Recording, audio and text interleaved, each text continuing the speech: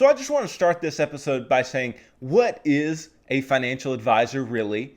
And then what should a financial advisor really be doing to help you with your financial situation? So a financial advisor is your financial planning partner, right? Now, that's not just to say that they do just financial plans. Yes, they can help you in that way. But a lot of what financial advisors do has to do with investing your money. And so let's say you want to retire, right? Or want to send your kids to university in 10, 15, 20 years, right? To accomplish your goals, you may need somebody to help you get there. Somebody who has the knowledge, who has the certifications, who has the ability to help you to get to that place and has helped others to get to that place. Your advisor can help you with many topics, including how much you should be saving or investing, the types of accounts that you need, the types of insurances that you have, so on and so forth. Because a lot of advisors also sell insurance. And an advisor should be an educator, okay? And this is the biggest overarching theme of what I'm going to talk about today, is that if you use a financial advisor, and I do not believe everybody should use a financial advisor, but if you do, that advisor should be an educator. They should be somebody who teaches you what should happen with your finances, why it should happen, and then allow you to make decisions. The biggest problem that I have with financial advisors in general is they do not allow you to make the decisions. They do not allow you to do what you want to do with your money, or they don't allow you to make the decisions once they have management control over your money. And we'll get a bit more into that here in a little while. But you just have to remember that it is your money, and this financial advisor is here to educate you in the way that you should go, to push you along as you just try to go and reach long-term financial freedom. And so they should be teaching you, right? The advisor's task should be to help you understand what is involved with meeting your future goals. To get to the places that you want to get to, what do you have to do? What do you have to put in place to get to the places that you want to reach? And that's what they should help you to understand. And this process may include detailed helps with certain financial topics, and it may include helping you with budgeting, savings, things, or the like. Now, I can help you with budgeting, with saving, with how you are to allocate your money in different pools to help you keep your financial balance, to create a good financial plan for you. And I do that as a financial coach. And the difference there is specifically that I am not selling you insurance. I am not selling you investments.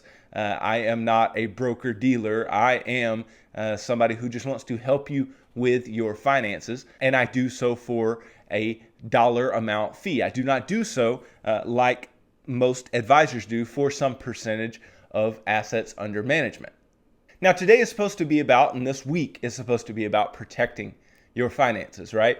And when I'm talking about protecting your finances when it comes to advisors, I'm not necessarily talking about not letting somebody defraud you, not letting somebody pull a Bernie Madoff on you, or pull some Ponzi scheme, or like you hear these professional athletes talk about, this advisor took all of their money, or this manager took all of their money because they signed something or agreed to something that they absolutely should not have done.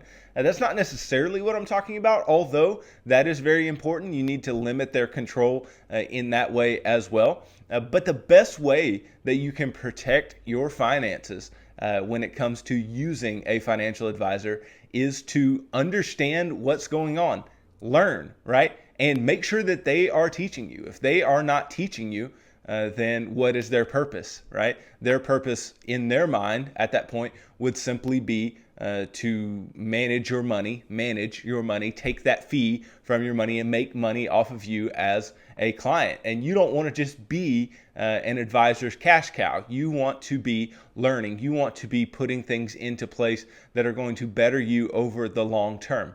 And I've talked a lot about how advisors, they can be very, very useful, right? I do not discount the good advisors out there. Good advisors that are actually going to teach you, do what's best for you, put things in place that are going to help you to reach your long-term financial goals. They can be a godsend. I 100% understand that. And I understand that many of us out there do not have the time or the bandwidth at the end of the day. You've got kids, you've got responsibilities, you've got things going on at work to try to understand your own investment or try to be at the forefront of good financial planning. I understand that putting in that time would be extremely difficult, but that does not mean you shouldn't understand what's going on. You should 100% understand what's going on. You should understand everything that an advisor is doing. You should understand everything that they are suggesting. You should make the ultimate decision. See, what an advisor should do is they should give you advice, right? They should give you advice as to what they think should be done with your money. Then you go, you do the research, you determine whether or not that is what you want done. Because otherwise, and this is a very simplistic way to look at things, otherwise, they are using your money to do what they want to use your money for. They may not be doing what is in your best interest. And if you don't know what they are doing, if you don't know, if something is suitable for you, right? If a certain investment is what you should be invested in, or, if something meets your risk tolerance or not. If you don't know that, then how are you going to be able to check the advisor? How are you going to be able to know if what the advisor is doing is going to help you to meet your long-term goals? Because obviously we don't want to just be paying somebody to just be there and make their own money and maybe do certain things for us, but nothing that is super substantial, and we go and walk away and didn't learn anything, or we didn't take anything away from having that individual in our life that could help us.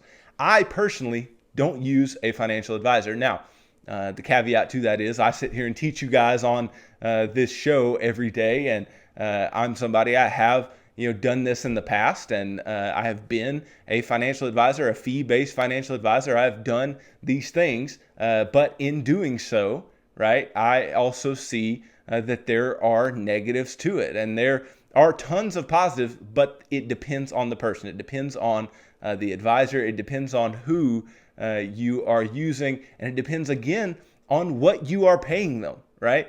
You don't want to overpay anybody for their services. So let's just think about this for a moment.